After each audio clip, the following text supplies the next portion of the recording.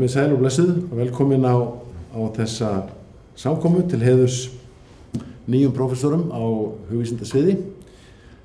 Þannig að fyrstur kemur hér Dr. Benedikt Hjartarson, prófessor í almennri bókmenntafræði og menningarfræði í íslensku menningadeild. Gjörðu svo vel, Benedikt. Góðan daginn og takk fyrir kynninguna. Það byrja á að biðja ykkur afsaka röddina.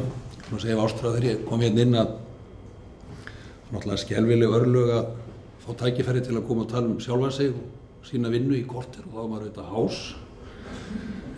En það sem ég langar að gera er svona rétt að fara yfir þau svið sem ég hef verið að sinna og koma inn á þau verkefni sem ég er að sinna þessar mundir og horfa síðan aðeins fram í tíman. Og ef ég horfi yfir rannsóknir og kennslu á síðust árum þá hefur hún legið kennslan og rannsóknir sömuleiðis á þessum tveimur sviðum, almenn bókmenntafræði og menningarfræði.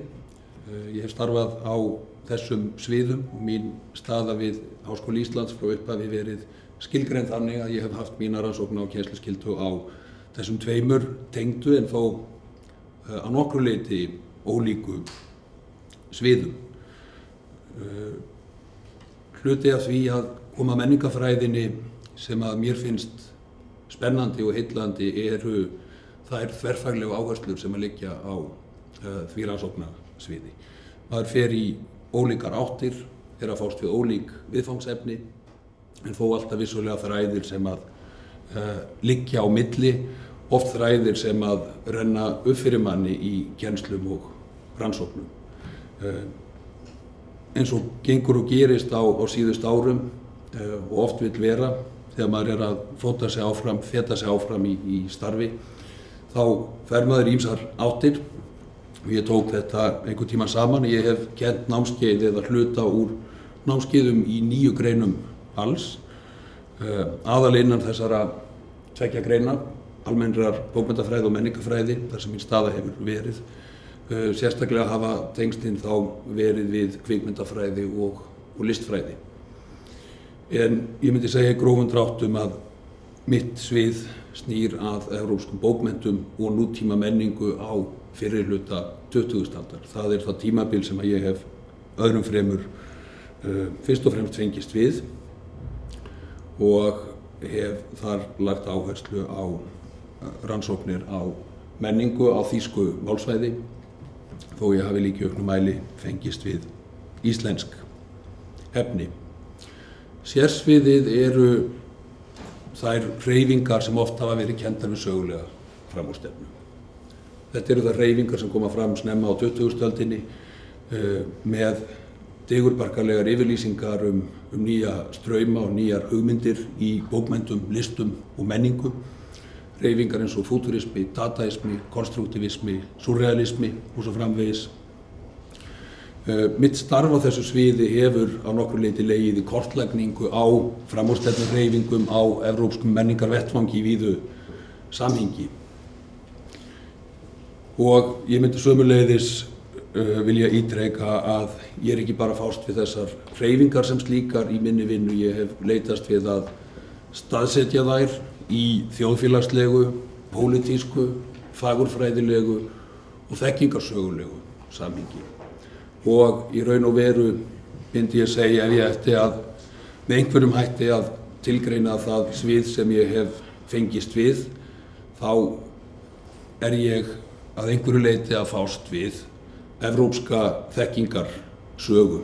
Það liggur í mínu sjónarhorni á þetta efni, saga, þróun og sviptingar þekkingar í nútímanum. Ég fengist við þessar hreyfingar í víðu samhengi innan almennra bókmenntafræði og þar eru þær rótgrónu hefðir samanburðarbókmennta sem að almenna bókmenntafræði sprettur úr, gríðarlega mikilvægar. Ég hef í auknum mæli rannsakað og tengst samstarfsverkefnum sem fela í sér rannsóknir á framúrstefnunni sem þverþjóðlegu tengslaneti.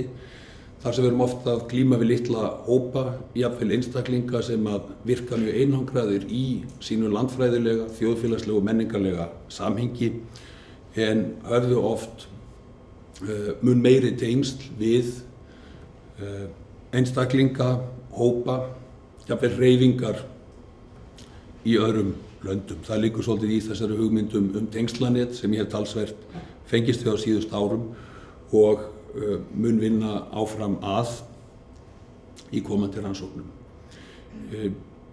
Þegar ég lít öxl, þá myndi ég sérstaklega vilja nefna útgáfu þessa rits yfirlýsingar, Evrópska framúrstefnan, sem kom 2001 í lærdómsritum hins íslenska bókmenntafélags. Þetta fyrsta ritið sem að ég vann að, sem helgað sögulegu framúrstefnunni og manifestóum þeirra hreyfinga sem kalla má yfirlýsingar. Þarna liggur að mörgu leyti grunnurinn að þeim rannsóknum sem að fylgdu í kjölfarið. Ég hef stundum sagt að þetta sé bókin sem ég vann að þegar ég átti að vera að klára doktorsritgerðina á sínum tíma. Fór ómældur tími og kraftur í þetta verk á sínum tíma en vinna sem hefur reynst gríðarlega dýrmætt veganesti inn í þau störf sem að fylgdu eftir. Þessi útgáfa hún fólst í kynningu, ítarlegum inngangi og skýringum þar sem ég verið að feta mig inn í mínar fyrstu rannsóknir á manifestóinu sem bókmenntagrein og auk þess þýddi ég talsvert af textum í þessu riti. Við vorum 3 þýðendur sem komum að því alls, Áki G. Karlsson og Árni Bergmann þýddu yfirlýsingar úr rússnesku og úr ítölsku og rússnesku.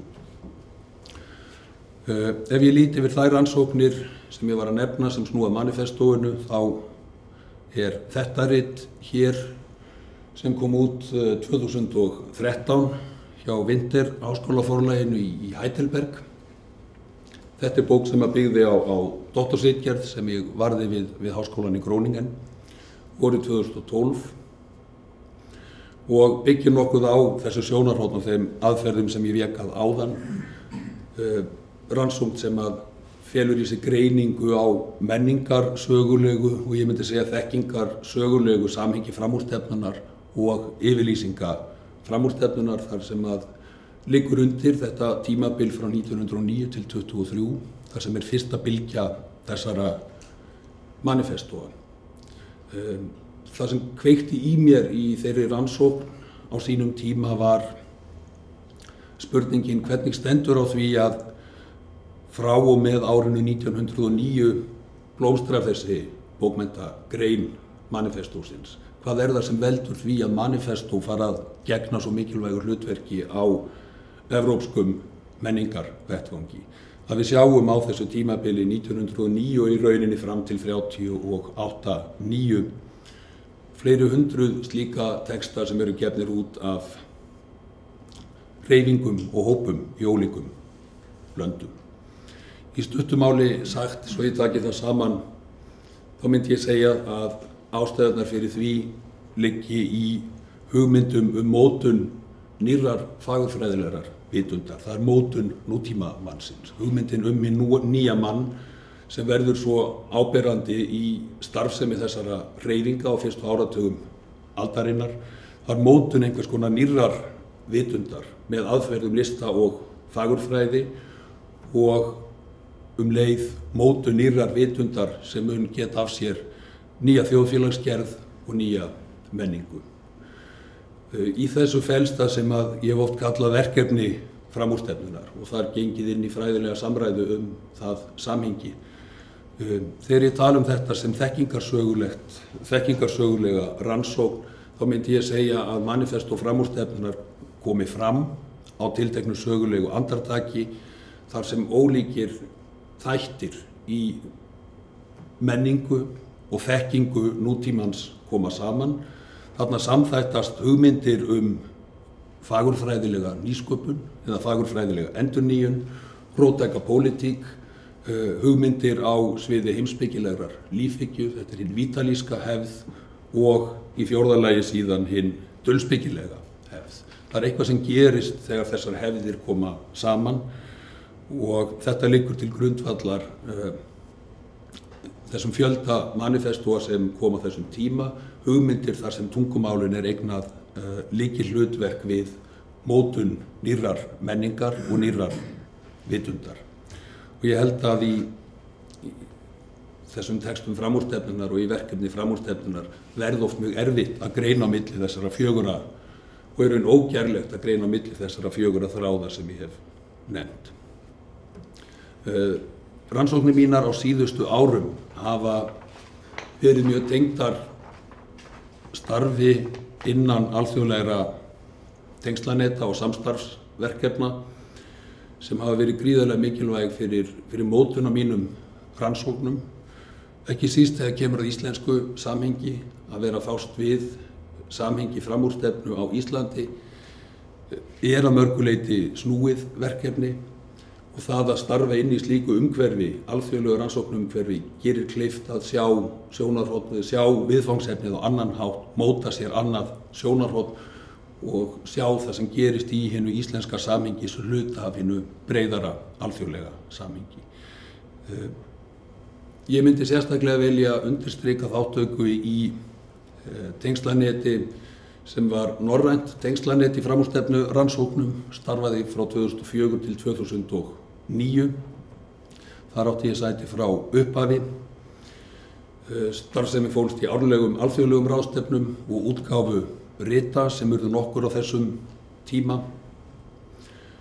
Þetta tengslanet hætti starfsemi 2009 en ég er enn þáttakandi í ýmsum verkefnum sem að spruttu af þeim rótum. Þar má fyrst nefna evrópska tengslanetið EAM, European Network for Avant-Garde Modernism Studies, sem er stofnað 2007. Ég hef verið í stjórn þeirra frá upphafi og setið í ritnefndinni og hyggst gera það áfram á næstu árum. Þarna hefur mótast gríðarlega forvitnilegur, spennandi samstarfsvettvangur í rannsóknum á þessu sviði.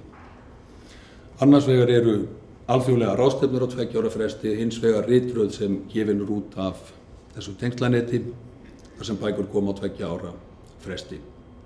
Þrítengdar útgáfur með nýjum fræðilegum greinum á þýsku, frönsku og ensku. Ég vil í þriðja lagi nefna rannsóknarnetið BT2H, Forum Kulturpoetik, sem ég hef starfað innan með hléum frá árinu 2000, gríðarlega mikilvægur bakgrunnur og þáttaka í því rannsóknarstarfi mótar mig gríðarlega á þeim árum sem ég er að feta mig áfram í mínu doktorsnámi. Þverfaglegt rannsóknarnet þar sem koma saman fræðimenn með grunn í nýju söguhyggjunni eða nýsöguhyggjunni og félagssögu og sögulegri orðræðugreiningu. Það eru sömuleiðis árlega ráðstefnur sem þetta net stendur fyrir. Ein þeirra var meðal annars hér við Háskóla Íslands en einnig verið öflugur útgáfu vettvangur. Í fjórða lagi hef ég verið þáttakandi í smærra neti sem er stofnað 2013, Comparative Avant-Garde Modernism Workshop, snýst sömuleiðis alþjóðlegar ráðstefnur og útgáfu. Allt er þetta gríðarlega mikilvægur vettvangur fyrir nýjar rannsóknir á þessu sviði. Í síðasta lagi vil ég síðan nefna rannsóknarstofu framúrstefnu sem var lyft af stokkunum hér við HÍ 2013 og hefur verið að mótast. Starfsemin að byggjast upp, hægt og rólega. Og það er von mín til þess að það muni gera kleift að Háskóli Íslands geti gegnt jafnvel veigameira hlutverki í tengslum við þessi alþjóðlegu rannsóknarverkefni sem ég hef verið þáttakandi í á síðustu árum. Verkefni sem hefur tekið nokkra krafta síðustu árin og þér ekki alveg fyrir endan á er 4 binda ritröð menningarsögu framúrstefnunar á Norðurlöndum. Fyrsta bindi kom út 2012 sem við sjáum hér næri við tímabilið frá 1900 til 1925. Þetta verða 4 bindi alls. Þriðja bindið sem verður annað bindi sem kemur út er farið í prentun og við erum að leggja lokahönd á annað bindið sem það þriðja sem kemur út, við komum ekki í tímaröð og 4. bindinu hyggist við starta með ráðstefnu í Kaupmannahöfn núna í desember og stefnt á útgáfu 2018. Þannig þetta langtíma verkefni sem að ég mun setja tíma og vinnu í og orku á næstu árum. Hér sjáum við hluta af þeirri útgáfu sem hefur verið þessi 4 rit sem hafa komið hjá Evrópska tengslanetinu, EAM, það eru 4 bækur alls, svo 4. sem við sjáum til hægri, Utopia, þetta er bók sem við höfum verið að leggja lokahönd á núna og fer í prentun fyrir klukkan 5 í dag. Það er svona var að klárast. Þannig ef ég var einmitt að hugsa, ég ætti kannski að segja í hverju felst starfið. Það eru margar skyldur sem bíða prófessors í starfi. Það var til að mynda 1 dagur í síðustu viku sem fór alfarið í það að færa punkta og kommur út fyrir gæsalappir og leita upp í skáletraðar kommur til að breyta þeim. Stuttu máli sagt prófarka lestur. Eitt af þeim verkefnum sem spratt upp á norræna netinu var þessi bók hér sem ég ritstýrði með Per Beckström, Decentering the Avantgarde, sem snýr að staðfræði framúrstefnunnar, miðju og jaðarsvæðum. Þar sem við vorum að taka skref í þá átt að opna samræðu á milli nýrra rannsókna á tengslaneti framúrstefnunnar í Evrópu og nýrra rannsókna á framúrstefnu utan Evrópu og þá einkum tengslin við eftirlendu fræði.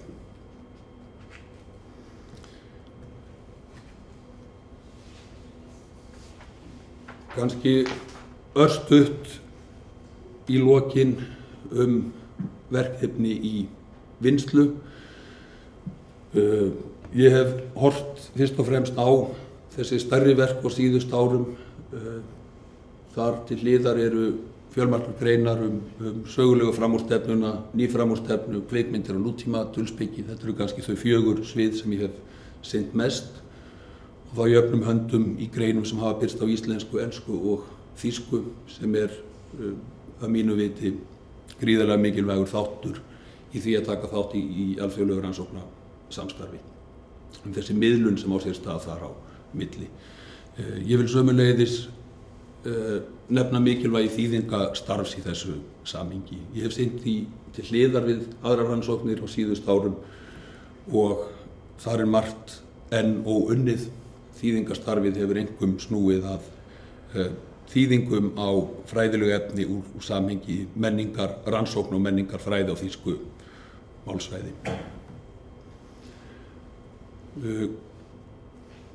Ef ég horfi fram í tímann þá er kannski fyrst að nefna greinar sem að bíða birtingar. Þar eru greinar sem að snúa að sögulegri framúrstefnu og yfirlýsingum efni sem ég hef unnið með áður. Það eru 2 greinar sem að snúa að samhengi nútíma dulspeki. Það eru 2 greinar sögulega framúrstefnu á Íslandi, þessi framúrstefnu fyrir hluta 20. aldar. Í rauninni 3, ef við tökum með grein háðungar, sýninguna 1942 sem ég hef skrifað á samt Ólafi Rastrik og síðan 2 greinar nýframúrstefnu á Íslandi.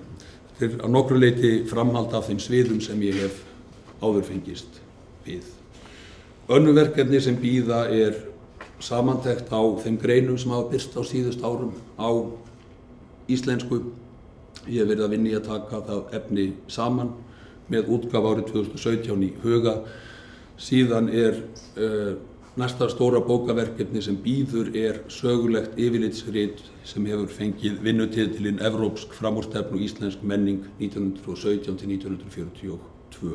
Byggir að nokkru á rannsóknum sem ég hef unnið að nokkurt skeið sem mér finnst tímabært að fara að taka saman í heildstæðri og yfirgripsmikilli rannsókn þetta efni sem að lítið hefur verið fjallað í rannsóknum hingað til.